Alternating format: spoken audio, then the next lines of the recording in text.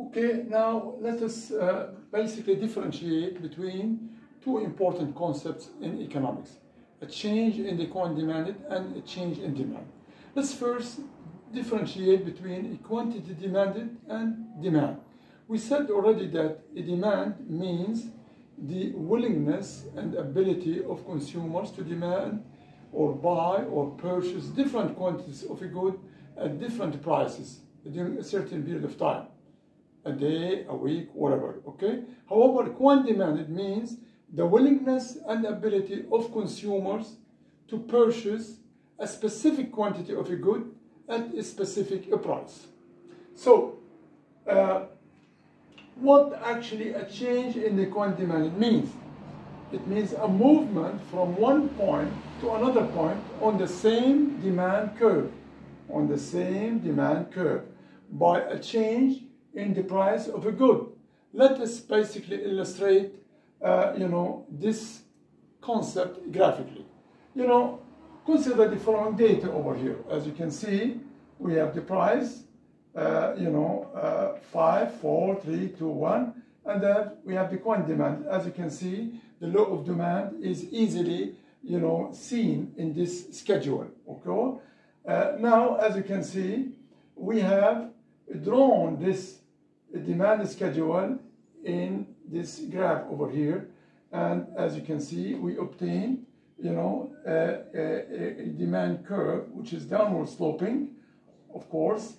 Now the question, we are to understand what actually we mean when we say a change in the quantity demanded. Of course, as you can see, what can change the quantity demanded from, let's say, 10 to 20, or from 20 to 30, or from 30 to 40, or from 40 to 50.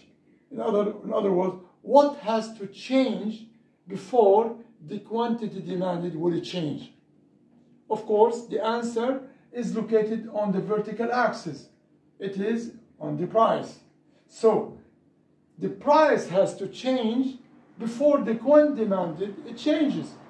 As you can see, when the price was $5 the unit, then the quantity demanded is 10. However, when the price decreases to 4, the quantity demanded 20, became 20. So, what has to change before the quantity demanded will change is that a change in the price of the good itself. That is, a change in the only price of the good. So, the only factor that causes a movement along the demand curve is the only price, the change in the only price, the change in the price of the good.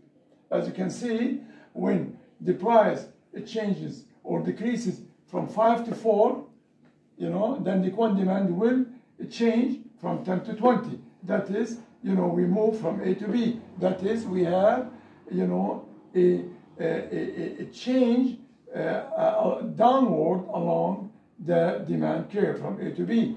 Okay, you have a change downward, as you can see, from A to B, as the price, decreases from 5 to 4. Okay, now great. This is what actually we mean when we say a change in the quantity demanded. Okay, which is a movement along the demand curve from A to B, B to C, C to D, D to E, or a movement upward, from E to D, D to C, C to B, B to A, as the price, increases. Okay, great. Now, we move now to the concept of a change in demand. What actually we mean here? The demand we mean by the demand here the entire demand curve. A change means shift. A change, that is a shift in the demand. And when we say a change in demand, we mean either actually the word change in demand. Of course, we mean either an increase in demand, that is shifting of the demand curve to the right, or a decrease in demand, which means a shifting of the demand curve to the left. So a demand can change in two ways. Okay, demand can increase or demand can decrease. That is, demand can increase, it means the demand curve will shift to the right. And demand can decrease means the demand curve will shift to the left. Now, let's first talk about an increase in demand. That is, a shifting of the demand curve to the right. So we're going to illustrate this graphically, okay? When we say increase in demand, okay, which implies that consumers are willing and able to demand more units of a good, at each and every price.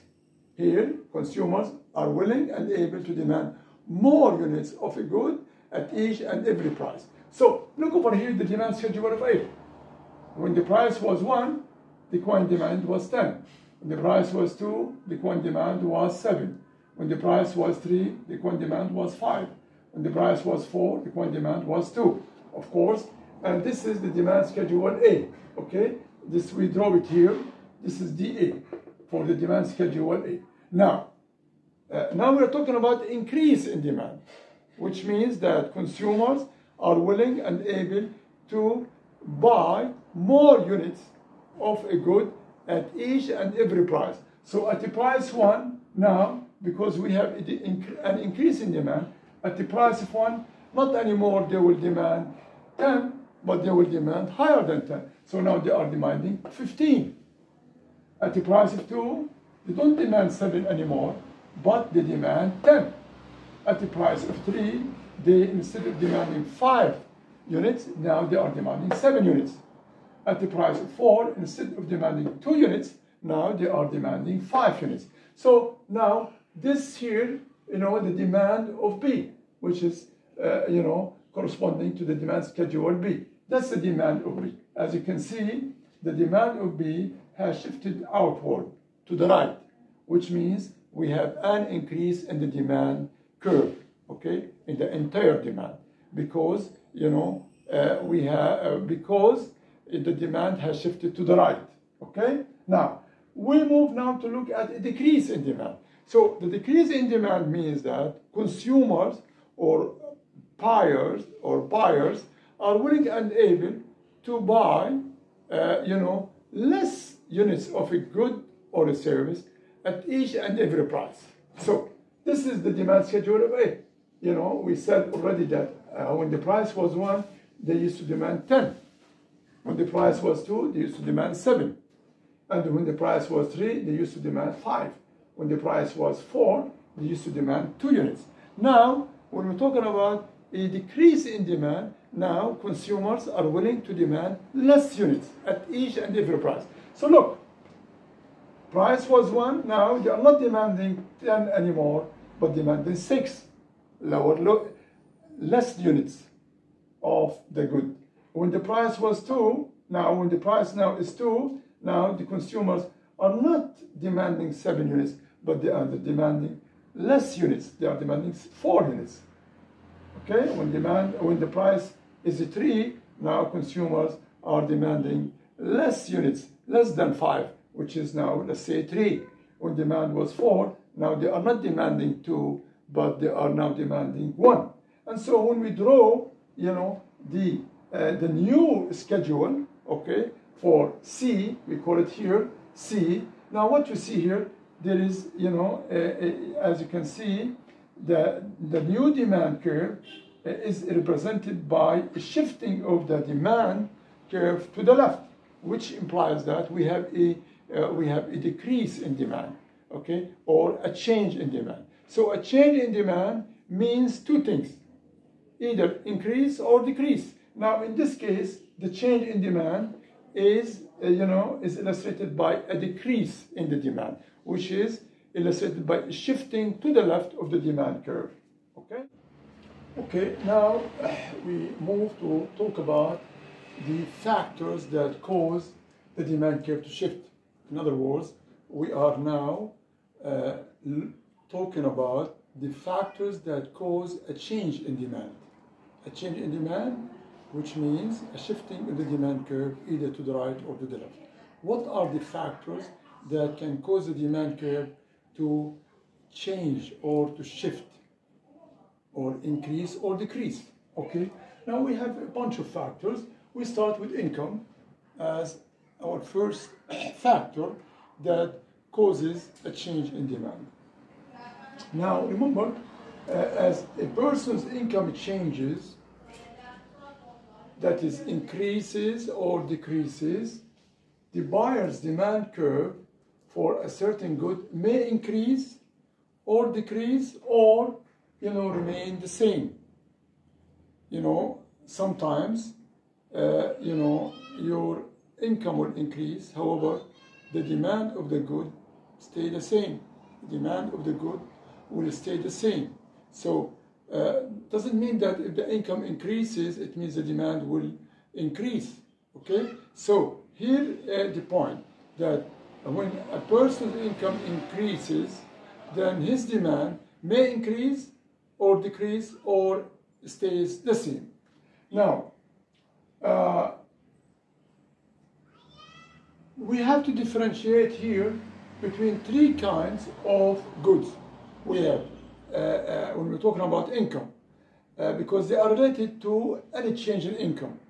We're talking about normal goods, we're talking about inferior goods, and of course neutral goods. So let us differentiate between these three kinds of goods. Okay? Now, normal good, of course, demand will rise as income rises, and demand falls as income falls. Normal good. So the characteristics of a normal good, okay, is that a good is said to be normal if income rises, its demand will rise. And when your income falls, its demand will fall. Okay? So therefore, let us say good X is normal good. Then if your income increases, then the demand, dx, demand of good X will increase. However, if your income goes down, then the demand of good X will go down. Example, for instance, take for instance, I put here steak. Steak is a normal good, is a superior good. Usually, when you feel that your income has increased, then you are, enticed to demand more steak instead of other goods. Okay? So steak is a normal good. Why? Because once your income goes up, then the demand of steak goes up. Therefore, steak is a normal good. A ring, a necklace, a bracelet, all these, of course, are normal goods. Why? Because once your income goes up, then you buy a gold ring or a necklace or a bracelet, because these goods are normal goods. Okay? So only you buy them when your income goes up. Inferior good. Inferior goods, are extreme, are, opposite to normal goods.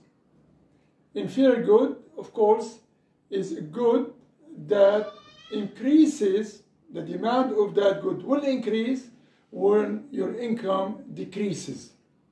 When you are experiencing a very terrible, situation financially, then which means that, your income will decrease.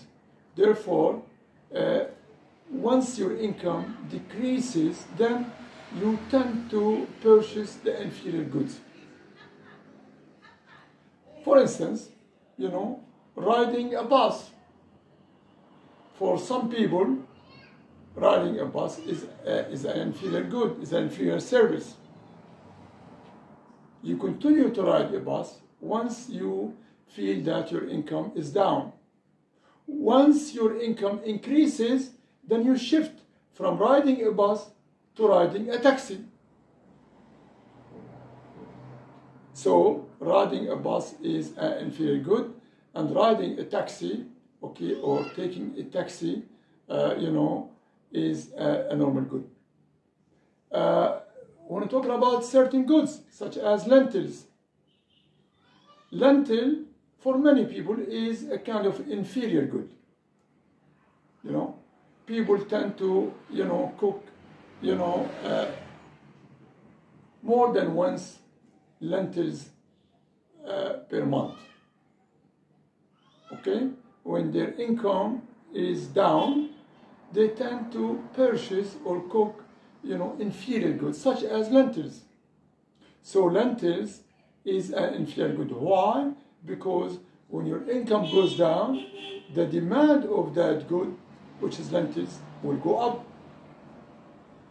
Same thing goes with used clothes. Used clothes. Of course, the demand of used clothes will increase when your income decreases. Therefore, used clothes are inferior goods. Now, what about a neutral good? Of course, the demand does not change as income changes. It's a neutral good. For instance, salt. Salt also is a neutral good. If your income increases or decreases, there is no change in the demand of salt. You continue to purchase the amount you are used to purchasing. So therefore, toothpaste or salt is an example of a neutral good, because the demand of these, of course, does not change. The demand of either one of them does not change once your income changes. Now, the second, of course, factor that will cause a shift in the demand curve, either to the right or to the left, is preferences or, taste. Of course, a change in preferences or in taste in favor of a certain good, of course, will shift its demand curve rightward. A change in preferences away from the good shifts the demand curve of that good leftward. So, if you, for instance, perhaps I give example, a taste or a preference in favor of milk. You have a preference. Perhaps you read in an article in certain newspaper that milk is very good for your health. Then what you do, this kind of article, has caused your preference to change in favor of drinking milk. Therefore, a preference in favor of milk will cause the demand of milk to increase, that is, to shift to the right. However, if you read an article about a certain good, let's say about coffee, which is, and that article says that coffee is bad for your health, then that article, will cause you to have a preference not in favor of coffee.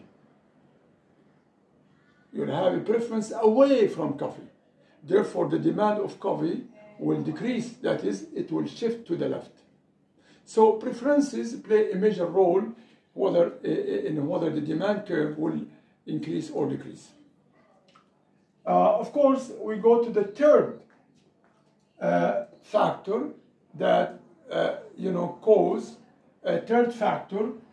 causes the demand curve to change, either to shift either to the right or to the left.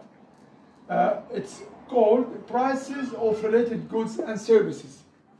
Of course, here we have two types of related goods and services. We have substitute goods and we have complement goods. What actually do we mean when we say substitute goods? Substitute goods, two goods are substitute of each other if they can serve the same desire. If they serve the similar desire. And I gave example, like say for instance, Coke and Pepsi. Both always serve the same desire. Chicken and beef are example of two substitute goods. You know, you can cook any food that needs some kind of, you can cook any food either with beef or with chicken. So beef and chicken are substitute of each other. Pepsi Cola and Coke are substitute of each other.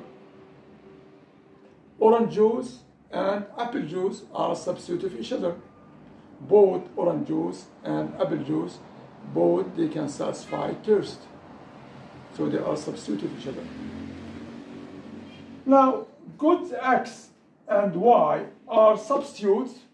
If price of good X increases, then the demand of Y will increase. If price of X decreases, then demand of Y decreases. Of course, here I give example graphically of substitute goods. So, two goods, X and Y, are substitute of each other. If the price of good X increases, that implies the demand of good Y will increase. Say, for instance, you are going to the market to buy chicken. You know, you go to the market, you find out that the price of chicken has gone up a lot. So what you do? The price of a chicken, which is a substitute of beef, has gone up. So what you do? Then you go to purchase beef, assuming that the price of beef is still the same. So what happens here? The demand of beef will increase. That is, the demand of beef will shift to the right. Here graphically, as you can see, for instance, this is quantity. This is the demand of a chicken. DC, demand of a chicken. So what happens here? As you can see, we have the demand of a chicken, and here the market of a chicken, and here the market of beef. Here, as you can see, the price of chicken increased from PA to PP. When the price of a chicken increases according to the law of demand, what happens? What will happen to the quantity demanded of chicken? It will decrease, as you can see over here. Price increase from PA to PP, then the quantity demand will decrease from QA to QB. This is according to the law of demand. Now, the story doesn't end here. Once the price of a chicken has gone up, it has an effect on its substitute, which is what? Beef. Look what happens to the market of beef. This is P1 is the original demand of beef, DP, quantity demand of beef, and here the price of beef. Now, once the price of chicken has gone up, then what happens to the demand of beef? Has increased, which implies more quantity demanded of beef. The same thing. This can be said if the price of beef goes down. What will happen to the demand of chicken? If the demand of chicken goes down, then the demand of beef will go down also. If the demand of chicken goes down, what you do?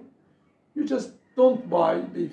You just buy more chicken because according to the law of demand, and your demand of beef will go down. That's it, because the price of chicken goes down, so you go and buy only chicken. You don't buy you don't buy beef. Therefore, the demand of beef will go down. Now, complements. Now we move to complements. Goods X and Y are complements. If price of X increases, then demand of Y decreases. What actually do we mean when we say two goods are complements? X and Y are complements if they are consumed jointly, together. Therefore, we say two goods are complements if they are consumed jointly with each other. An example of complements like tea and sugar and tea. You only buy tea, you only buy sugar in order to use it to make tea. Therefore, sugar and tea, go together. So they are complement of each other. Now, the rule of complement is as follows.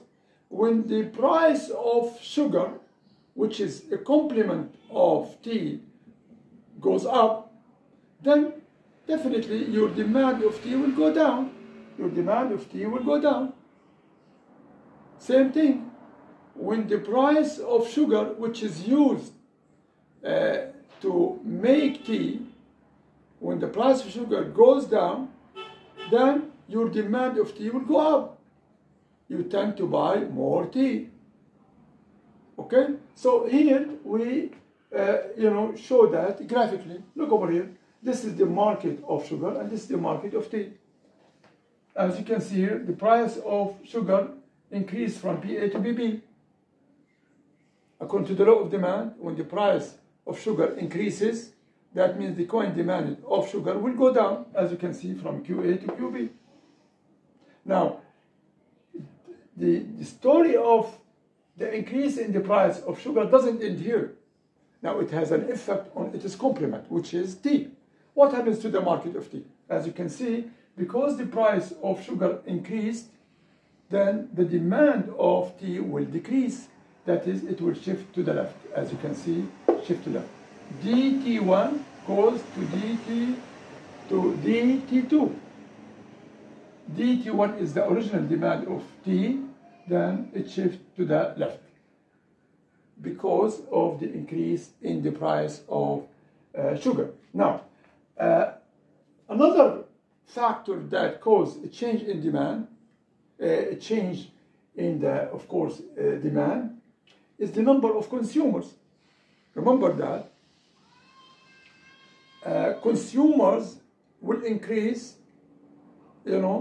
owing to many factors, such as an intense, birth rate, or due to immigration or migration from one place to another. So here we say that more consumers means higher demand. Fewer consumers means lower demand. So when you are experiencing more buyers, more consumers, it's expected that the demand of the good will increase, that is, it will shift to the right. When there is a decrease in the number of consumers, owing to many factors, such as,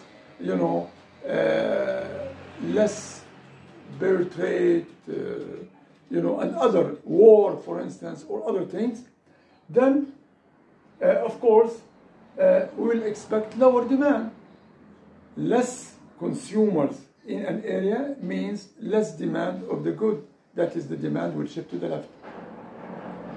A fifth factor that, causes the demand to change, that is, to shift to the right or to the left, is expectation of future prices. Expectation of future price. For instance,